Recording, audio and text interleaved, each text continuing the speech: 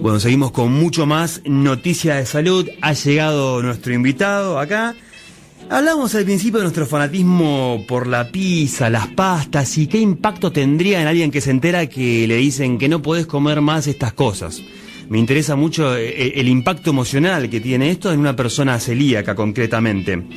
Quien nos va a hablar muchísimo sobre este tema es un periodista de Clarín que trabaja también en ESPN, es escritor y autor del libro Yo Celíaco, la vida sin gluten. Tiene 49 años, casado, 2 hijos. Su nombre es Fabio Dana y vamos a conocer su historia después de la siguiente presentación.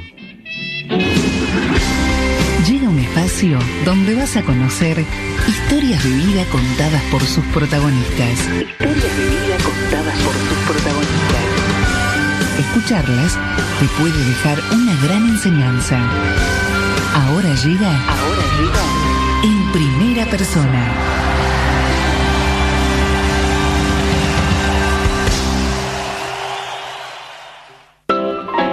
Ya estamos acá. Fabio Dana, muy buenas noches, gracias por venir desde Palermo. Hola Leo, ¿cómo estás? Buenas noches para vos, para todos. Desde Palermo, un poquito de tránsito. Se puso pesado en un momento, pensé que no llegaba, pero hicimos a tiempo. Pero acá llegamos estás, bien, acá estás.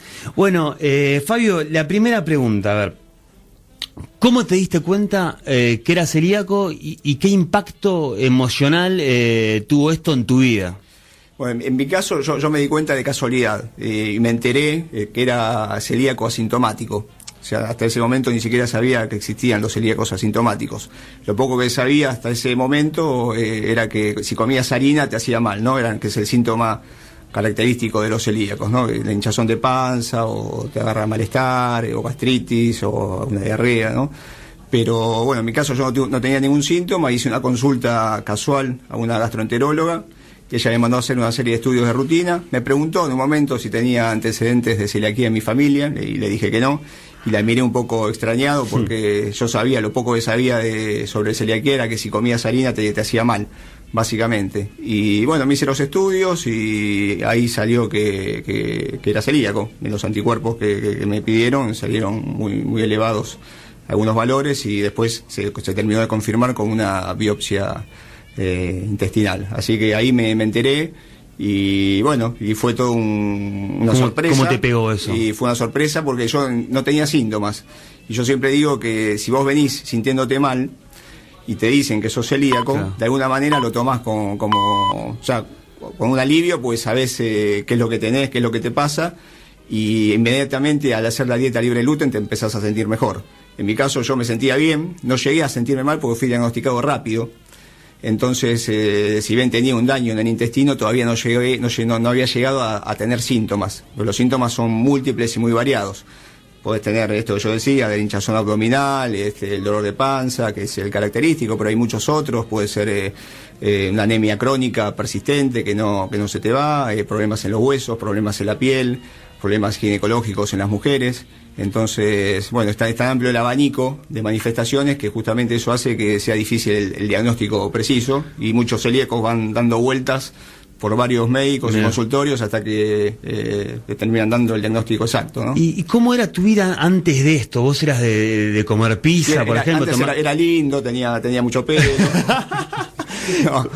¿Cómo es? No sé, yo insisto con la pizza, quizás pues soy fanático de la, pero y también me pongo en tu lugar y que me diga un día no podés comer más pizza, o sea, ¿cómo era tu vida antes? O por ahí me decís, no, yo no comía pizza, pero yo era entiendo un gran consumidor de harinas, comía pizza, comía empanadas, comía sándwiches, galletitas.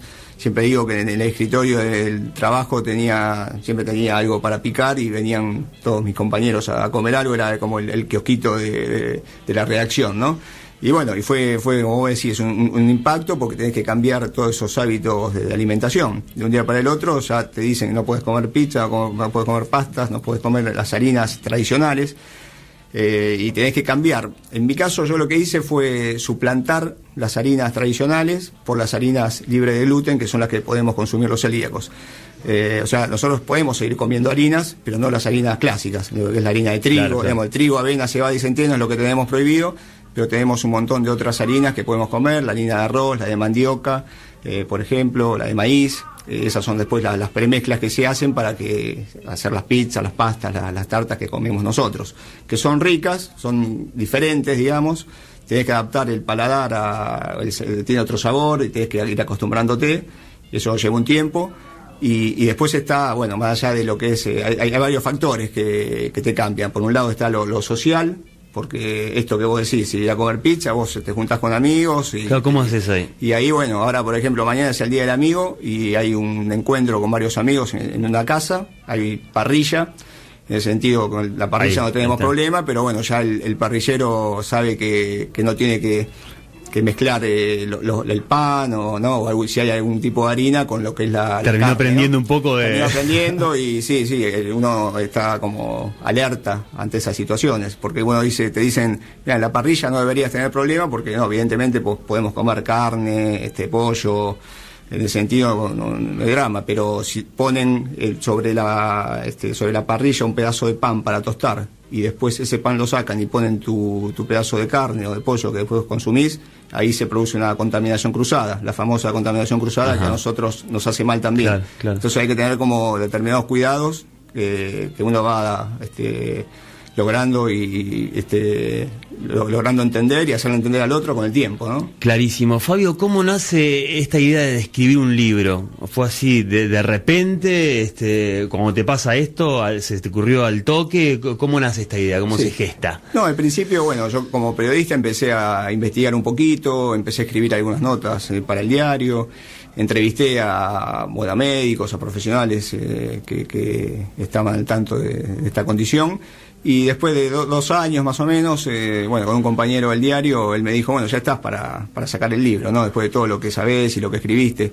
Y bueno, ahí fuimos a Editorial Paidós, y a ellos les pareció interesante la idea, y sobre todo la idea de poder contarlo en primera persona, porque de repente lo que había hasta el momento son muchos libros tal vez de cocina, de recetas para preparar cosas libres de gluten, o había muchos libros escritos por médicos, pero no un libro, por lo menos que yo conozca, un libro escrito por un celíaco, ¿no? Y contando cómo fue todo ese recorrido. Sos pionero entonces en eso, no encontraste demasiados, no abundaban. Claro, no sé si puede haber seguramente, claro. Pero digamos, no son tantos. Entonces nos pareció interesante poder dar este primer paso, ¿no?